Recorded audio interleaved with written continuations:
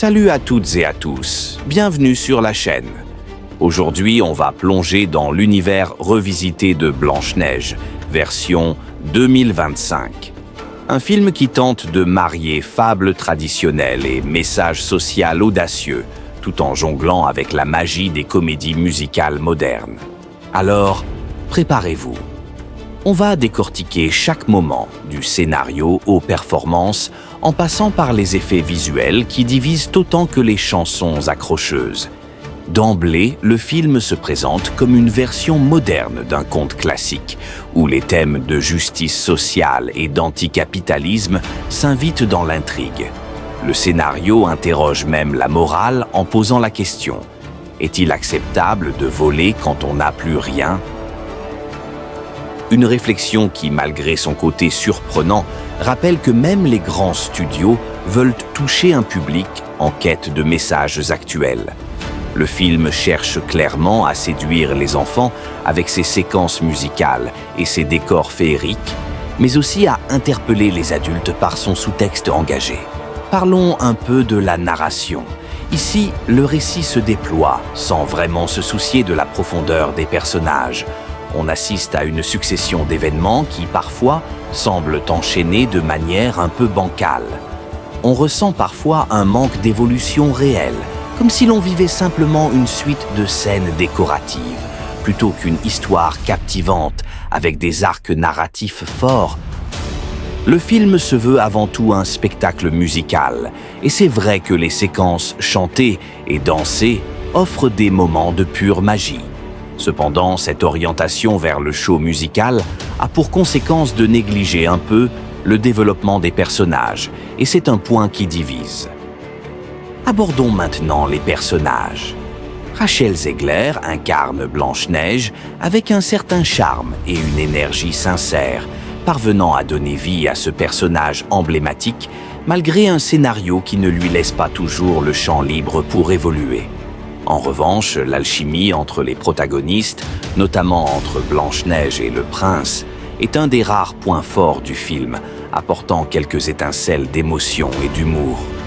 Ceci dit, certains choix d'interprétation laissent perplexe, notamment du côté de la reine. La performance de Gal Gadot divise, même si sa chanson phare parvient à rester en tête grâce à des paroles travaillées et un rythme entraînant. Sa manière de jouer, avec des gestes et des expressions qui semblent décalées, crée une dissonance qui nuit à la crédibilité du personnage. On a l'impression que son interprétation aurait mérité une approche plus nuancée pour coller à la fois à l'aspect musical et au côté sombre du conte. Et que dire de la musique ? Les chansons du film sont l'un des éléments qui parviennent à capter l'attention. Chaque numéro musical offre un petit moment d'évasion, que ce soit par des airs entraînants ou des passages plus introspectifs.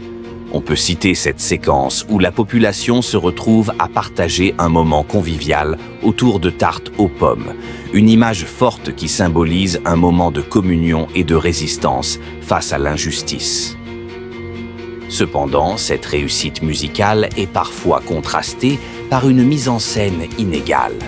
Le film se divise entre de somptueux décors réels et des séquences où tout est en CGI, notamment pour les scènes avec les nains. L'utilisation massive de la technologie sur certains passages donne une impression de décalage et de fausseté, comme si on ne parvenait pas à fusionner harmonieusement le virtuel et le réel. Le résultat ? Un effet cinéma en vitrine qui, bien que visuellement audacieux, finit par desservir la crédibilité de l'ensemble. Un autre point de discussion concerne la réalisation des effets spéciaux, en particulier l'utilisation de la CGI pour les nains.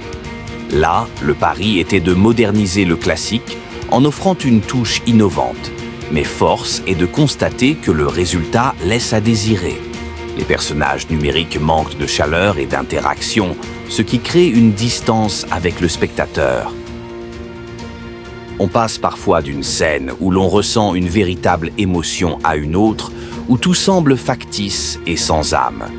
Un véritable gâchis quand on sait que le potentiel narratif des nains aurait pu être bien exploité. si on avait opté pour des acteurs en chair et en os. Il y a aussi ces petits moments qui font sourire, comme la fameuse allusion au visage d'iPhone, une blague qui, bien que saugrenue, offre une bouffée d'humour inattendue au beau milieu d'un conte souvent trop sérieux. Ce genre de clin d'œil moderne, même s'ils peuvent paraître incongrus, ajoute une couche de légèreté à l'ensemble et rappelle que le film n'a pas peur de se moquer de lui-même. En substance, ce remake Disney de Blanche-Neige se révèle être un projet cinématographique avant tout mercantile et inutile, dont la promotion a été largement amplifiée par des polémiques et des dramas médiatiques. Dès le départ, le film a souffert d'une avalanche de controverses qui ont détourné l'attention du projet. Rachel Zegler, choisie pour incarner Blanche-Neige, a été injustement attaquée pour sa couleur de peau et ses positions progressistes, notamment pour avoir critiqué le film original de 1937. Ensuite, la question des rôles des nains a refait surface lorsque Peter Dinklage a dénoncé les stéréotypes, obligeant Disney à opter pour des personnages en CGI, ce qui a dégradé l'authenticité de certaines scènes. Enfin, la présence de Gal Gadot dans le rôle de la reine maléfique, déjà controversée pour ses positions politiques et son passé militaire, a encore envenimé le débat, jusqu'à entraîner une rupture au niveau du marketing entre les actrices. La réalisation de Mark Webb, bien que techniquement acceptable et ponctuée de quelques scènes visuellement agréables, comme celle de la mine, reste globalement sans relief, et l'action peine à maintenir l'attention du spectateur. La musique, malgré ses qualités, ne parvient pas à compenser un récit qui oscille entre originalité insuffisante et mimétisme de l'original.